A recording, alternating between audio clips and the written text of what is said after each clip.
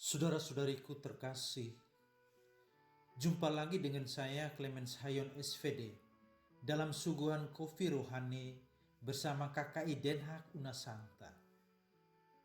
Sebelum kita mendengarkan siraman rohani, mari kita bersama berdoa. Dalam nama Bapa dan Putra dan Roh Kudus. Amin. Allah Bapa yang Maha Baik, kami telah dibaptis dalam nama-Mu dan tengah bersiara di dunia ini, memohon karunia dan rahmat penyertaan-Mu untuk terus merealisasikan panggilan kami sebagai orang Kristen, pengikut Yesus Putra-Mu, serta tetap semangat mewartakan kabar gembira dalam diri Yesus Putra-Mu, Tuhan dan pengantara kami, kini dan sepanjang masa. Amin.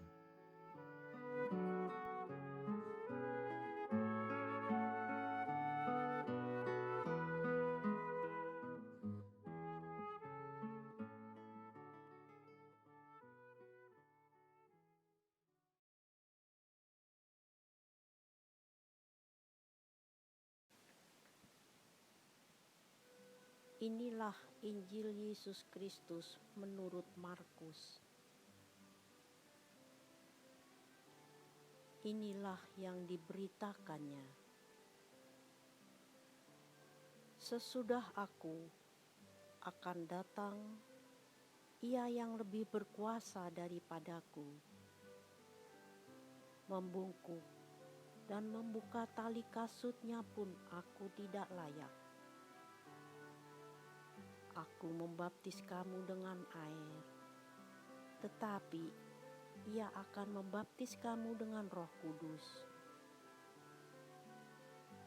Pada waktu itu, datanglah Yesus dari Nazaret di tanah Galilea, dan Ia dibaptis di sungai Yordan oleh Yohanes. Pada saat Ia keluar dari air, Ia melihat langit terkoyak, dan roh seperti burung merpati turun ke atasnya. Lalu terdengarlah suara dari sorga, "Engkaulah anakku yang kukasihi, kepadamulah aku berkenan." Demikianlah Injil Tuhan.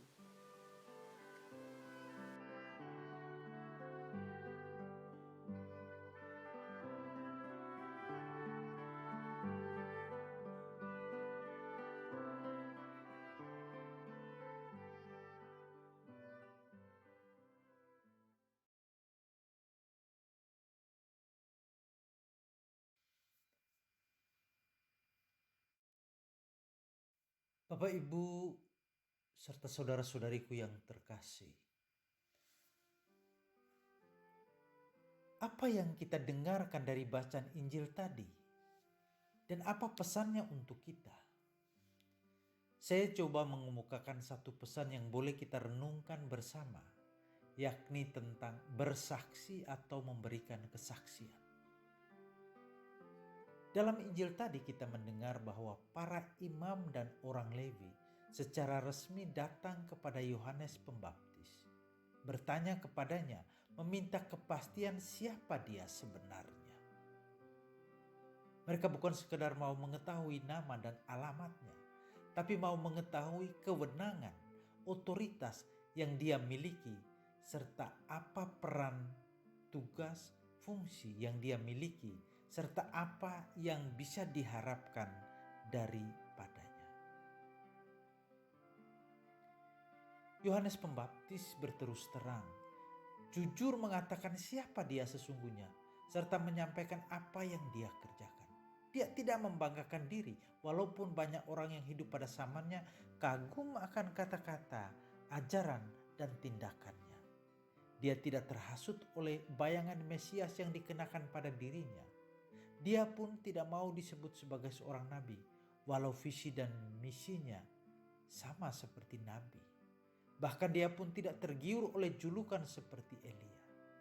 Dia jujur dan dengan rendah hati mengatakan bahwa dia cuma suara yang menyerukan untuk meluruskan jalan bagi Tuhan.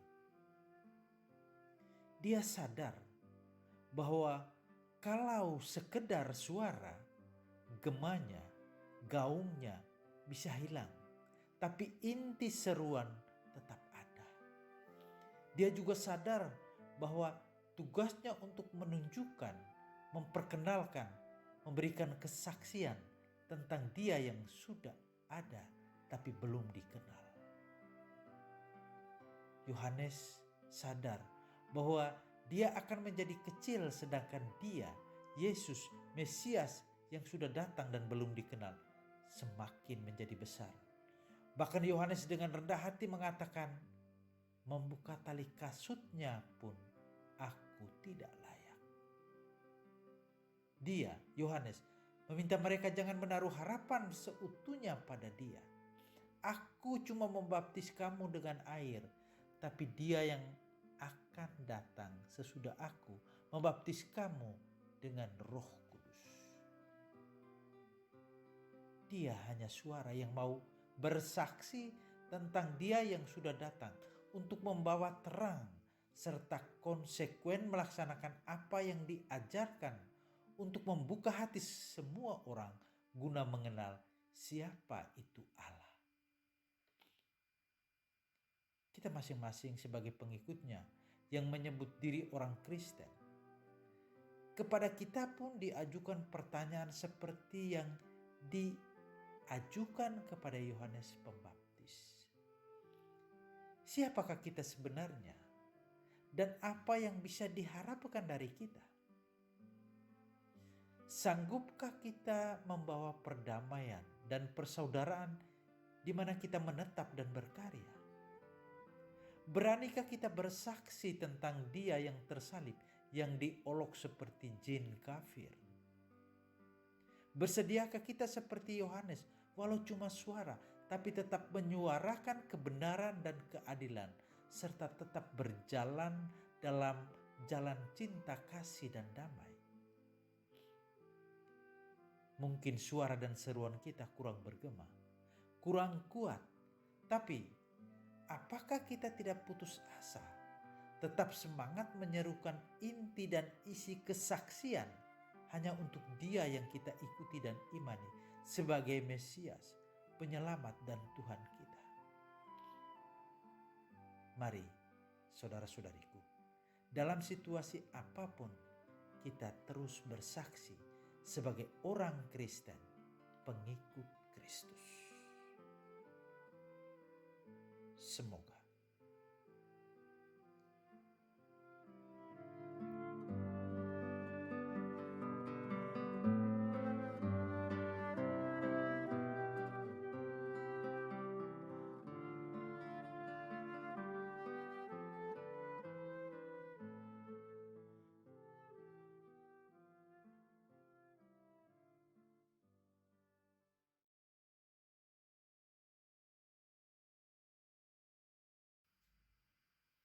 Saudara dan saudariku, mari kita mohon berkat Tuhan.